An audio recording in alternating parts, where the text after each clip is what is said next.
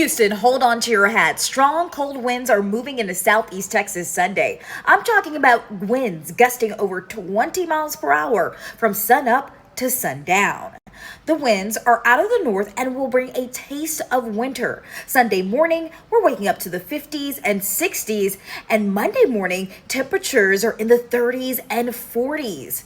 However, the cold winds are drying out the atmosphere and leading to an elevated fire danger. The National Weather Service issuing a fire watch starting Sunday and going through Monday.